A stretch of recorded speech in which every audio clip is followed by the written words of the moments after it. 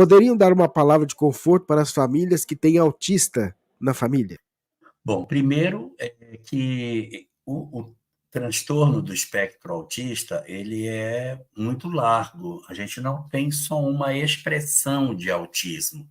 Nós temos expressões em dimensões diferentes. Nós temos autismos em graus mais leves e em graus mais severos. Então, colocar tudo no mesmo saco é complicado, porque em cada uma das circunstâncias do TEA, a gente vai ter uma atenção diferente a ser observada. Por exemplo, no grau 1, que são aquelas crianças que são diagnosticadas como tendo o chamado autismo leve, a criança vai ter uma vida normal. Ela vai para a escola, ela vai aprender, ela vai ser destacada na escola, porque é um aluno excelente, muito focado nos estudos, vai sofrer bullying. Ele vai ser o chamado nerd na escola. Tem um desempenho excelente, tem a tendência de repetição de comportamento, ele come sempre a mesma coisa, ele sempre brinca do mesmo jeito, ele tem hábitos muito repetitivos, mas ele vai ter uma vida social normal. Grandes gênios da humanidade tiveram, né, pelo seu comportamento, hoje se presume, quem sabe que foi lá de trás, que eles eram portadores de transtorno do espectro autista leve. Então, fala, a pessoa tem autismo, mas ele pode ser desse primeiro nível, que não chega a ser.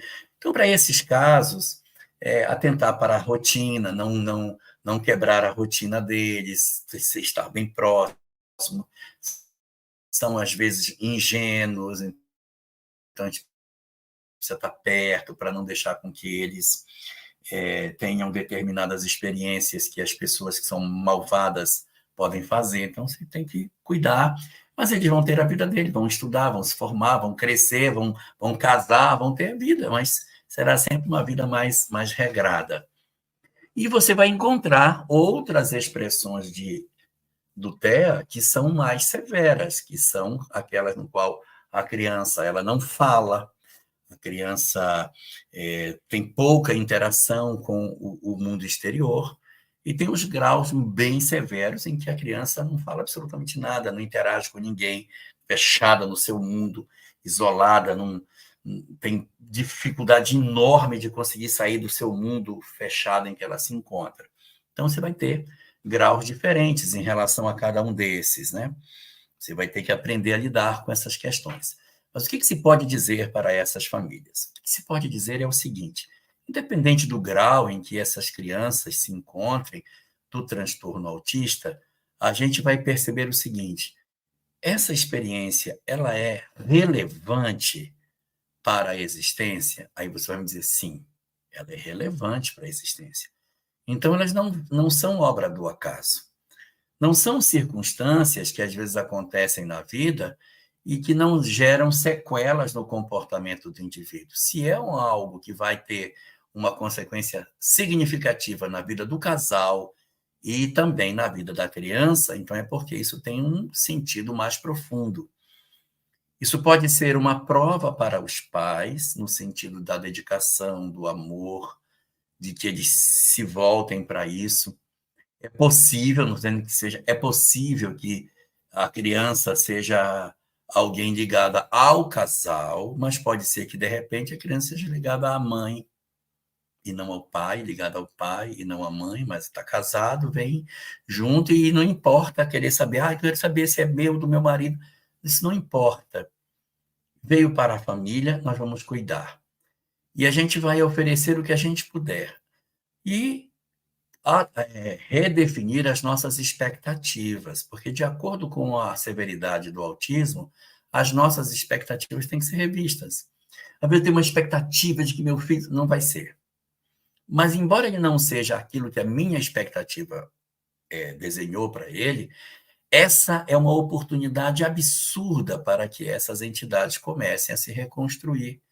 Às vezes são espíritos que precisam demais desse amor que vai ser oferecido para recomeçar o trabalho de reabertura, como se fosse um espírito que sofreu um trauma e ele se fechou numa ostra.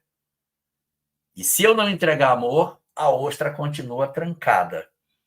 Preciso entregar amor para que esse espírito comece a redescobrir a possibilidade de confiar de volta, não é? Confiar na humanidade, confiar no outro. Podem ser espíritos que vêm de histórias bastante traumáticas e estão fechados dentro de si, com medo de novamente interagir e serem machucados. Então, você vai ter que fazer uma existência inteira de dedicação, sem a expectativa de que você vai conseguir resolver tudo. Não vai resolver tudo. Mas isso não é o importante. O importante é que você se trate, que você vença a sua indiferença, vença a sua impaciência, vença a sua dificuldade de lidar com a circunstância e aprender a desenvolver. Hoje, tem surgido muitas alternativas de terapia para crianças com autismo dentro daquilo que é possível a gente ofertar para crianças nesse cenário, né? Os casos mais severos. Então, você tem aí algumas técnicas que têm surgido. O ABA é uma técnica bem interessante no lidar com as crianças que possuem autismo. Isso tem sido muito bom. E a leitura espiritual desse cenário, observando que é um processo que está ligado a histórias de outras existências, já que a criança já nasce com essa condição, é porque a causa tem que estar antes, então vem de uma outra existência. Existem várias alternativas do que possa ter justificado a criança hoje ter esse tipo de experiência, mas independente de qual seja a causa, os pais precisam entender: esse momento é meu. Esse é o meu momento de sublimar as minhas emoções. Diminuir as expectativas de um filho que tem uma vida social pujante para viver intensamente o amor que eu sou capaz de oferecer. E na medida que eu me convenço e que eu compreendo que sou uma alma imortal, que existe a reencarnação, que estamos todos em processo terapêutico, essa família de hoje que enfrenta esse drama certamente se encontrará amanhã pelos vínculos do amor que está se solidificando nessa existência, todos em melhores condições espirituais para a retomada do processo evolutivo, porque essa existência que a gente está vivendo não é a vida. A vida é muito maior. A gente vai se reencontrar e vai ter a possibilidade de viver plenamente todo o amor que a gente tem ao lado desses que hoje ainda têm muita dificuldade de se expressar na relação conosco. Ou seja, os nossos filhos não são autistas, eles estão autistas por enquanto. É uma exceção, uma necessidade desse espírito que não interessa o que aconteceu, mas que nós precisamos saber que está, como ela já falou, em grande sofrimento, por alguma experiência que foi passada, e ele se fechou nele mesmo. E ele precisa renascer porque é a maneira de entrar em contato novamente com o exterior. E os pais dessas crianças são escolhidos a dedo por Deus, com certeza.